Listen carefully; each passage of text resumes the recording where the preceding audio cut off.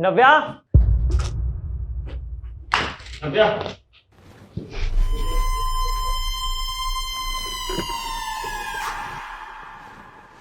ये सब क्या है? तुम प्रेग्नेंट? पर कैसे? मैं तो खुद 2 साल बाद घर आया हूं। क्या है ये सब? सुमित, अब मैं कैसे बताऊं कि ये सब कैसे हुआ? बस मैं पेट से हूँ। अरे कैसे क्या बताऊं? ये सब क्या बकवास कर रही हो तुम? मैं 2 साल बाद घर आया हूं और मेरी पीठ पीछे ये सब कैसे हो सकता है? नव्या, देखो, तुम मेरी पीठ पीछे मुझे धोखा दे रही थी। अरे मैं वहां बॉर्डर पर देश की सेवा करता हूँ, अपने सारे काम संभालता हूँ। क्यों? ताकि तुम यहाँ अच्छे से रह सको। और तुम मेरी पीठ पीछे मुझे धोखा दे रही थी। तुम ये सब कर रही थी। सुमित, तुम ये क्या बोले जा रहे हो? तुम्हें समझ में आ रहा है तुम क्या बोल रहे हो? जो तुम सोच रहे हो ऐसा कुछ भी नहीं है। मेरी बात तो सुनो पहले। अब बोलने और सुनने के लिए बचा क्या है? तुम पेट से हो, ये साफ दिखाई दे रहा है। और ये बच्चा मेरा नहीं है, ये भी साफ है, क्योंकि मैं 2 साल बाद घर आया हूँ। और तुम मेरी पीठ पीछे मुझे धोखा देती हुई आई थी आज तक। जब तुम्हें मेरे साथ रहना ही नहीं था, या फिर दूसरों के साथ ही गुलछर्रे उड़ाने थे, तो मुझसे शादी क्यों करी तुमने? तुमने मुझसे शादी इसीलिए करी ना, ताकि जो गवर्नमेंट जॉब मैं लगा हुआ हूँ आर्मी की, उसकी सारी फैसिलिटीज तुम्हें मिल सकें, उसके सारे पैसे मिल सकें। और जो भी सारी फैसिलिटी मिलती है वो सब तुम्हारे काम आ सके। और ये न जाने किसका बच्चा है, इसके काम आ सके। इसलिए तुमने मेरा फायदा उठाया ना, तभी मुझसे शादी करी। सुमित, बस करो। तुमने बहुत बोल लिया।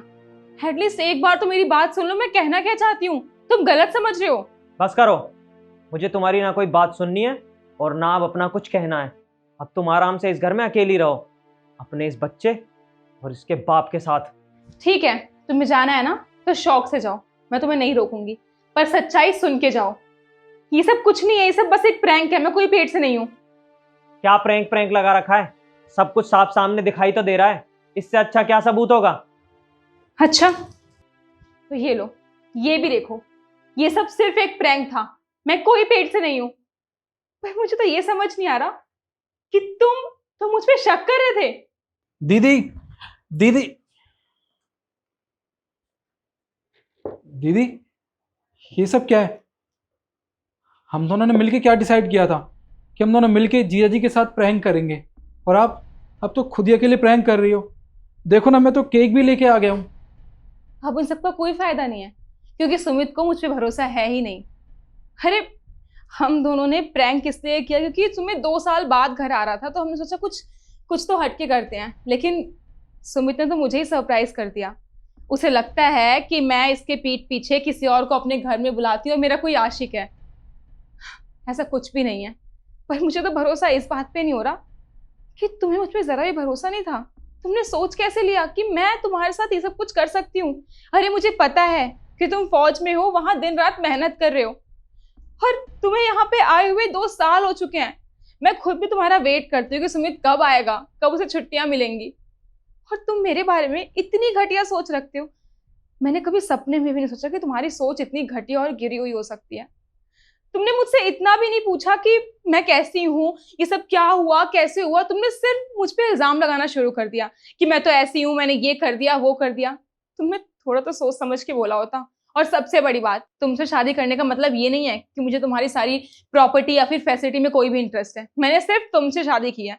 हाँ, मैं तुम्हें धोखा कभी दे भी नहीं सकती हूँ। पर मुझे तो समझ ये नहीं आ रहा कि तुमने मुझ पे भरोसा कैसे नहीं हो पाया।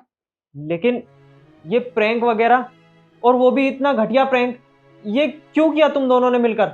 और ऐसा प्रैंक कौन करता है? अगर कोई और भी होता तो वो भी मेरी तरह ही गुस्सा करता। नव्या, मुझे नहीं पता था कि तुम लोग मेरे साथ प्रैंक कर रहे हो। मुझे माफ कर दो, मैंने तुम्हारे ऊपर उंगली उठाई। लेकिन मैं घबरा गया था और मुझे कुछ समझ ही नहीं आ रहा था ये सब देखकर कि मैं क्या रिएक्ट करूं, क्या कहूं। ठीक है, मैं मानती हूँ कि ये प्रैंक अच्छा नहीं था। मुझे ऐसे नहीं करना चाहिए था और कोई भी ऐसे ही रिएक्ट करता। पर फिर भी तुम्हें थोड़ा तो समझदारी से काम लेना चाहिए था। तुम्हें कम से कम रिएक्ट करने से पहले थोड़ा बहुत सोचना चाहिए था ना कि तुम किससे बात कर रहे हो। मैं तुम्हारी वाइफ थी, कोई और तो नहीं थी। नव्या, प्लीज मुझे माफ कर दो। मैं आज के बाद किसी भी चीज का इतनी जल्दी रिएक्ट नहीं करूंगा। पहले चीजों को समझूंगा और सोचूंगा। तुम मेरे साथ ऐसे मत करो। मैं अपनी गलती के लिए बहुत शर्मिंदा हूँ। मुझे माफ कर दो प्लीज। मैं आगे से कभी ऐसा कुछ नहीं करूंगा। ठीक है, जो हो गया वो हो गया। अब उसके बारे में सोच के कोई फायदा नहीं है, हमारा मूड ही खराब होगा बस। तुम एक काम करो, तुम बहुत थक गए होगे ना, तुम बैठो, मैं पानी वानी लेके आती हूँ। ठीक है। जिया जी, आप ये लाइए ना, आप प्लीज़ बैठिए।